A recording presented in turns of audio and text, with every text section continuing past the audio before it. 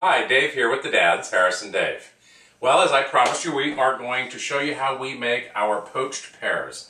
These are actually from the original recipe of Princess Diana. We were prepared for her. Actually, we had found this book by Paul Burrell, who was the personal butler to Princess Diana, and he talks all about etiquette and some of her favorite dishes, and this was one of her dishes in here.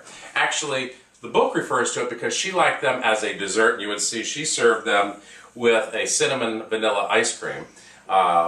Today, what we're doing, which is going to be a little bit different, is we're going to poach them all in the same fashion. We've done this a number of times, and they always turn out great. But right tonight for our dinner party, we are going to slice them, put them on a salad. I'm going to use the red wine reduction to make our own vinaigrette, actually just by taking 3 parts of the red wine reduction from here with some white vinegar, make our own vinaigrette for our salad tonight. All right, so to get ready, what I'm going to put into the pot, I've got already out 4 tablespoons of red currant jam. Putting that straight into my pot here. You just really need to make certain you got a pot where you can get all of your pears into it and make certain that they do remain covered. I already have a nice strip of a lemon peel. I have a nice orange peel, and I've got 2 cinnamon sticks that I've actually just broken in half to help get more flavor out of them. Put them right into my pot. And then, the good stuff, we're going to put 3/4 of a bottle of nice port wine. Now, what's really important for this, you want something that's going to taste good, that you'll enjoy drinking, but it does not need to be a high-end port. In this case here tonight, we picked up a nice Dow's port, but really we only paid about $18 for this bottle. So I'm going to go ahead and pour this in. I'm going to go ahead and get the stove running too, over medium-high heat. Oh, just about 3/4 of the bottle, as I said. Let's see. Oh, it's only about half. Okay, that's 3/4. And the other part is Cabernet. Actually, in the original recipe used for Diana, they used water. We use a little bit of Cabernet. We find that that adds a whole different depth to it as well. We're going to just put about 1/4 of a bottle of that. A bit more. I think we're good. And we're going to bring that up to a boil. And once I get it going to a boil, I'm going to then introduce the pears. And the reason why I'm waiting to put it in is I want to make certain I've got all the red currant jam dissolved properly and I can stir it.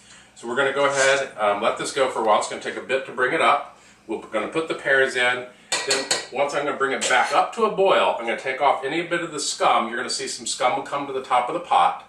Then once I've done that, I'm going to reduce my heat down and I'm going to cover it with a lid and let it cook for about, depending on the ripeness of your pears, about 45 minutes. You're going to test, make certain that the pears are actually getting tender. When that happens, then I'm going to actually remove the pears from the pot. Then I'm going to take a sieve, pour my liquid through a sieve, taking out all the cinnamon and the parts of the rind. And then I'm going to reduce my liquor down to about 1/4 of what it is. It's going to start to get nice and thick and syrupy. And if I can show you, this is our remaining, we refer to it as liquid gold in our house because there is nothing in here that's going to spoil for you. Put it in a nice cool bottle like this, keep it in your refrigerator. We've had this since last Valentine's Day, and it is still good. You can see we've been dipping into it. It's great over a little bit of ice cream or a little something special you might have, because you're going to taste the undertones of the cinnamon, the citrus, but most importantly, that great wine taste. All right, so let us get this going, and we'll come back and show you the finished product when we're done. Thanks. Okay, our pears have now actually finished cooking. Our cook time on this was actually almost 45 minutes. These were Bosc pears I was using. And again, as I said to you, it'll depend on the ripeness of the pears you have. All I did was I used a little paring knife to put it in to feel its doneness. You can see how beautiful they look when they come out. And now I'm going to set these on the plate over here to cool. And they will rest until I'm ready to actually slice them and serve them for the party tonight. All right, so I'm just going to move these right over here. And then I'm going to allow my liquid, you can see I still have this beautiful liquid in here. I am going to allow it to continue, and I'm leaving my orange rind and my cinnamon sticks and all in it. I'm going to allow it to continue to reduce until it gets syrupy. You'll see right now it is not syrupy at all. I think I may increase the heat just a little bit.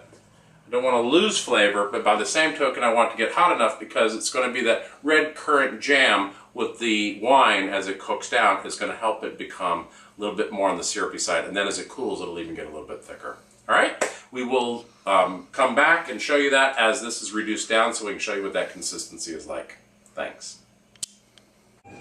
Alright, we have now finished reducing our syrup down. I've just poured it into a Mason's jar. You can see it's going to take a little while for it to thicken up. But just to give you an idea, when I say syrupy, it's not a heavy syrup at this point. See how it's just coating that spoon?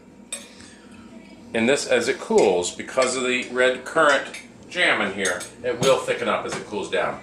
You can see our pears are looking lovely. Again, if you were going to serve this as your dessert, which, as I said earlier, was Princess Diana's favorite, that's why we refer to them as our Princess Diana Poached Pears, you would just serve this on the plate either with a little bit of fresh whipped cream and a little bit of this syrup once it's cooled down on the plate, or, like I said tonight, we're going to serve it as a salad. We're going to slice them in half, fan them out over top of our field greens, and I tried something really neat. We made some red wine vinegar out of this by taking 1 part of this reduction to 3 parts of white vinegar. And we seasoned it a little bit to taste. And then, of course, I've made up the regular vinaigrette with some Dijon mustard and some extra virgin olive oil. Actually, tonight we used some really neat olive oil from Greece that Muriel brought back for us. It's actually been marinating with lemon peels in it. All right. Well, again, I hope this turns out great for you. I'd love to hear some feedback. From the dads, Harris and Dave.